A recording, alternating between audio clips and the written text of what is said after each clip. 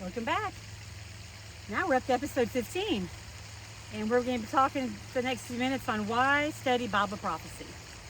I've got the remnant again here with me because the remnant is a big part of the end times, the Bible prophecy, and so is the Sabbath. So, who cares about Bible prophecy, right? I mean, I do. I want to know how the end plays out. I don't really like a mystery. I don't like cliffhangers. I kind of like to know how the end's going to play out. Remember when you're in school and the teachers assigned you books to read? And I'll be honest with you, I wasn't a real big fan of reading. I mean, I was fine with writing things, and I think maybe it might be because I'm really more of like a researcher, and I have a hard time just reading casual books.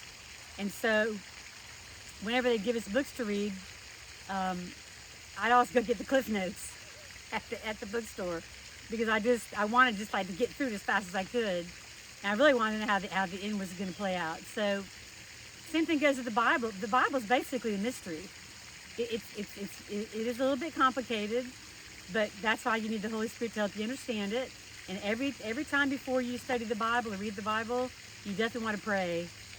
And you want to pray that God will open your mind and give you the Holy Spirit to help you understand what you're getting ready to read. Every single time. And so, the Bible is a mystery because if you knew everything about it, humans are lazy. They would just stop reading it, right? So God puts that little bit of element of mystery in there to keep you enticed, to keep you coming back to the Bible and keep you searching. And so, also, another example of that is that you can't read it in order because if you're studying prophecy, the two books you're mostly probably going to be in is going to be Daniel and Revelation. And you're going to be flipping back Old Testament, New Testament, Old Testament, New Testament to kind of help paint the full picture for you. You're also going to be learning about history because history is documented. That's not a lie. You can't like undocument history. There's too many people that were around making sure it was done right. And so when you start taking some Bible studies, or you might even attend a prophecy seminar at one of the Adventist churches that they have around, you could even follow one of the Adventist pastors or evangelists on the internet, and we'll go over those at a future date. Then you're going to see that there's quite a bit of history that we were not taught. We were not taught in the schools. That's not our fault. They just didn't teach it. They took it out. And they also did not teach in the churches. So that was, to me, a pretty big piece of the puzzle that was missing to be able to find the full truth and see the whole picture. I wish I could stand here right now and just tell it all to you, but you wouldn't be able to handle it. You'd be like, no way. There's no way that's right.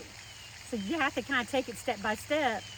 Some people can handle it maybe faster than others, but I don't want to take the chance of turning someone off because they just get too much truth at once. It's like that Jack Nicholson guy says in that movie, A Few Good Men. He's on the stand in the courtroom. And he says, "You can't handle the truth." Well, the truth is hard sometimes to hear. It hurts. Also, when you've had that spiritual veil over your eyes for this many decades, I'm 60, and so wow, when God lifts that veil and you see everything kind of clear, and then you start learning all these truths about how the end's going to play out, it kind of shocks you a little bit. Sometimes for a couple of days, you're just kind of like in a cognitive dissonance fog or something. And so it really helps to have people around you to support you.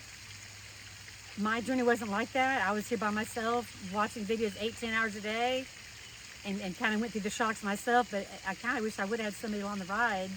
And that's what these Bible studies are for in the Adventist churches. And most of the Bible studies there that they teach are on Daniel and Revelation. They do other ones too, but that's a big one. So why should we study Bible prophecy? Well, you're going to get blessings just for living in the last days. And people like us, the remnant, that come out of the churches, remember that was the big bowl of marbles.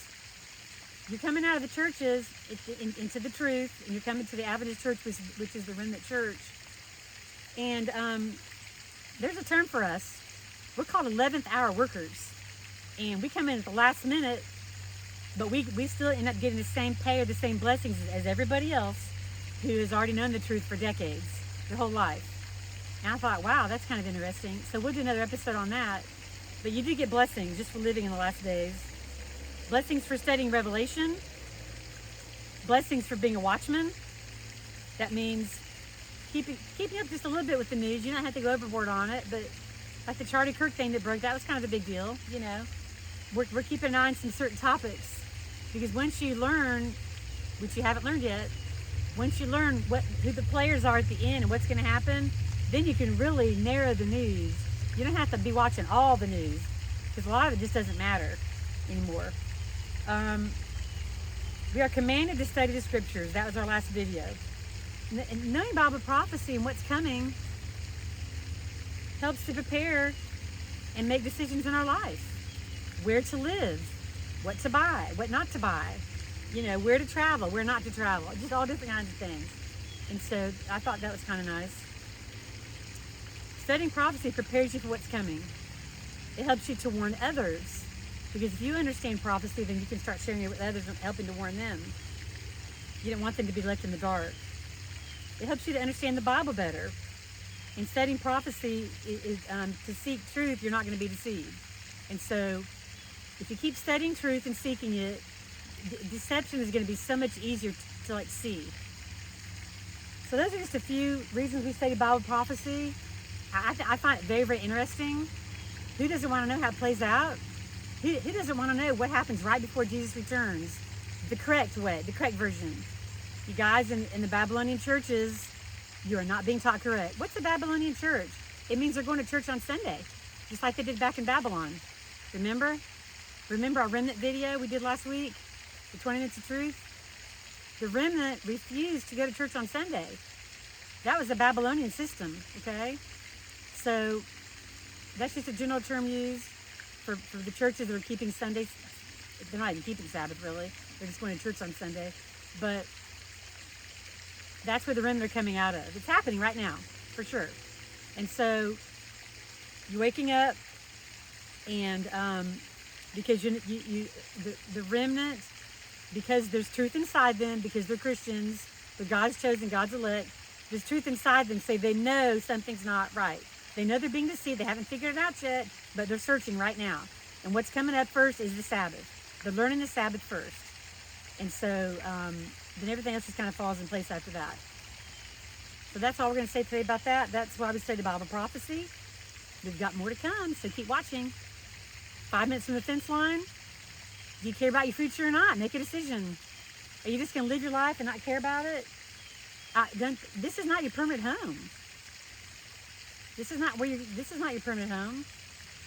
And so if you're wanting heaven to be your permanent home, we have to do a little stopping and thinking about what's going on around you. And part of that is prophecy and learning it. So thanks for being with us this morning. And we will have a little bit more to share with you at the fence line. Today's the day for decisions. We can't ride the fence on some of these things. You guys, time is short. Jesus is coming back very, very soon. Okay? Bless you today. And this is Heather signing off from the fence line.